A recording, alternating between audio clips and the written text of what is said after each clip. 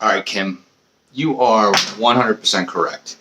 Turns out that the human body uses the most amount of energy to process foods. So when your digestive system kicks on, it just takes system resources from everywhere else and processes food. Now, when we were younger, it was no big deal, but I very much have a similar thing with you, which makes me think it's not what you're going through. It's just age and what we're eating. A year and a half ago, when I rented that office, and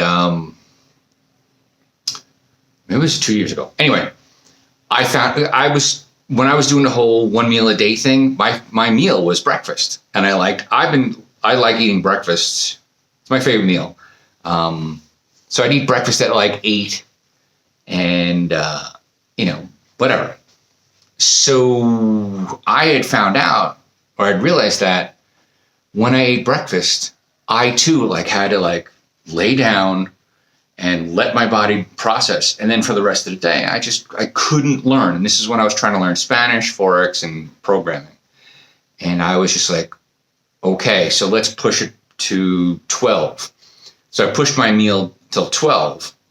And I noticed that, if I wake up and did some stuff and exercise and blah, blah, blah, and I was able to get all cylinders working again. So then I started pushing further because I wanted to be productive more throughout the day.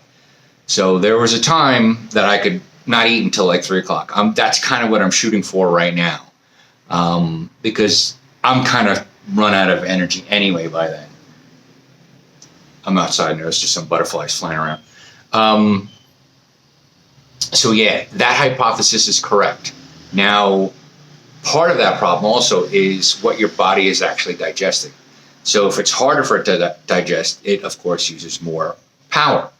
So what I would suggest is something I've been suggesting for years is carnivore, or let's just say keto, or let's just say high fat, no carb food. You could do it plant-based, you could do it keto, you can go full carnivore. I just choose carnivore because it's just easy for me. Ground beef and eggs, hamburger omelets. It's done, I don't have to fucking think about it. And I'm at the point where I have to do exactly what you're doing. And having done this 5, 10, 15 times, I don't know, it takes a week to get into the whole ketosis thing, right? And getting there is what you're going to have to deal with. But you're going to have to schedule, because I could do it because I got nothing going on, right?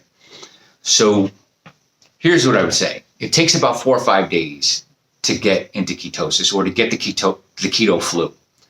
So I would start maybe changing the diet the end of the weekend, Monday, and then by Friday, you're kind of like, all right, your body's like, wait a minute, what's going on here? We're used to carbohydrates. Now we have to get fats. There are ways around that. Bulletproof coffee. This is green tea. I make my own version of bulletproof tea so that it's just fat-based, because you basically, for me, a cup of green tea with a little sliver of butter, grass-fed, which I could find here, oddly enough. That gets you going. Also, look into MCT oil. You could do MCT oil in coffee or whatever. MCT oil is exogenous ketones. So you're getting your body used to burning ketones artificially or through your stomach, instead of because it bypasses the digestive system, goes into your stomach, then into your liver or wherever it goes. So that will help you stave off the whole keto flu. Bulletproof coffee. Now, you got to be real strict with this, because the fucked up thing about switching over to fat burning as opposed to glucose burning is that it takes a long time to get there. It takes a second to go back into glucose, because here's the thing. Your body doesn't really like glucose burning mode. Your body prefers ketones as a source of energy. And it's very much like alcohol. Alcohol, it takes an hour for your body to process 1 beer, 1 glass of wine, and 1 shot of tequila. But it takes your body 30 days to get rid of weed, because your body wants it. Your body wants the weed. We have endocannabinoid receptors. It wants it. So it's trying to hold on to it and stores it in fat. Whereas alcohol is a poison. Your body's like, let's get this out as fast as possible. And this is why people get drunk. It's not drunk. It's just that your body system resources are focusing so much on getting rid of the shit that it robs you of your consciousness, So, and this is the way you got to think about it with food. This is the way I'm thinking about it with food. And again, today is the day. It's funny you sent that text message because I've been having problems with sugar again. I did the whole MDMA thing last week, and it got me off of the thought of going to get pizza and hamburgers and French fries and blah, blah, blah. But it didn't take away the donuts. And I pretty much have been going overboard. I don't know if you remember, I told you about 4 or 5 months ago, 6 months ago, whatever, that I was having a little bit of pressure behind my right eye. And I got that the last 2 days. So like last night, went out for tea and Oreo pie with Eva, and it started. And I felt it the day before. So I was like, last night I was like, that's it. Tomorrow is the day. Like I set the day. That's it, today. No mas. So the way I'm going to do it is on these, when I'm getting into it, I will eat high-fat foods, no carbs, all day. Whenever I feel hungry, I'll eat it. Like, I'm going to have my hamburger omelet in a little while, and I'm broke right now, and I don't get paid for another couple of days, and I did this on purpose. So, like, I can't really go out and get shit food. I'll just eat another 4 eggs, whatever. I'll just eat what I have at the house. And what's a good treat?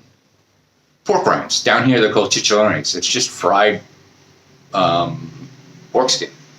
It's totally keto friendly. So you have access to more keto shit than I do, and also you're just smarter about it. I would get as much keto shit in your life as you can. Because, again, it takes a long time to get in there. It takes 1 second to get out. Here's the physiology behind it. Mitochondria. Mitochondria is your cell's power plant. It's the stuff, and I'm talking in generalities here. It gets energy for wherever it can, and then does whatever it has to do. It likes ketones. But the second your blood glucose goes up, insulin is released, and it's the insulin that tells every cell in your fucking body, stop burning fat, get rid of this glucose, do this first. So let's just say you're in ketosis for 2 weeks and you have coffee with sugar, right? Boom, done. You just reset the clock. You got to start all over again. It'll probably be easier to get into it because not only that, you've developed a habit and you haven't been addicted for so long. But boom, you just flipped over, and it's going to take a couple days to get back. Babies, my grandson, I just saw pictures of him with a lollipop in his hand. I'm like, oh, sugar on the stick. But babies could be burning glucose in the morning and ketones in the afternoon. The older we get, the harder that switch is to flip, especially eating like shit for fucking 50 years. So this is what I would suggest you do. Dr. Dave says, go keto, high fat, no carb. No carb. I don't give a fuck what you eat. I'm not telling you to eat eggs and ground beef like I do, salmon, whatever. Just figure out whatever works for you. Just no carbs, 0 carbs. Get your body into ketosis. Plan this out, which is going to be real difficult now because tomorrow's Halloween, a couple of weeks is your birthday, and then after that is Thanksgiving, and then after that is Christmas, and then after that is New Year's. But make this as a lifestyle choice, that I'm doing this to change so that I could function in society and feel better and lose weight, because the easiest weight I've ever lost was fat burn. I would get up at 5 o'clock in the morning, go pee, weigh myself, and not eat again, or not even take a shower, not do anything, because this is a year and a half ago. By the time I went to take a shower, like 10:30. This is after Spanish and Forex and shit, I'd be a pound lighter. Like I'd lost a pound because I was still in fat burning mode and I just didn't add to it. And then once you get into this whole fat burning thing, food just becomes like a necessity, not like, oh, I can't wait to have this. It's like, I should eat now because my body needs energy, and it just, all the cravings go away. It's a wonderful, wonderful way to live. It's just getting there that absolutely sucks. Anyway, I made this in video format so that we didn't have a conversation, and I don't burn out any spoons, and you can hit pause anytime you like. I'm sure I forgot a bunch of shit, but yeah, you got to plan this out, and you can't do it like right away. You have to kind of like ease your way into it because you don't have the lifestyle that I have. You can't put yourself into a keto flow. Just start switching into total keto food, and then then move your time that you eat later and later. Like every couple days, just go to 8 o'clock, 9 o'clock, 10 o'clock, 11 o'clock, because then it's easy. You want to do this in such a way that you're going to be successful at it, right? Give yourself every chance to be successful, because we as humans, we're like, I don't want to do this anymore, and you just go back to what you know, and what you know probably isn't the right thing to do. So stack the deck in your favor. Do everything you can to make sure that you're successful with this. Do a little bit of research. If you just followed 100% keto, 100% no carb, I think you'll figure out your own ebb and flow and your own style, and you'll figure it out, and then you'll start to realize, like, oh, my body reacts well to this and doesn't to this, or better than this.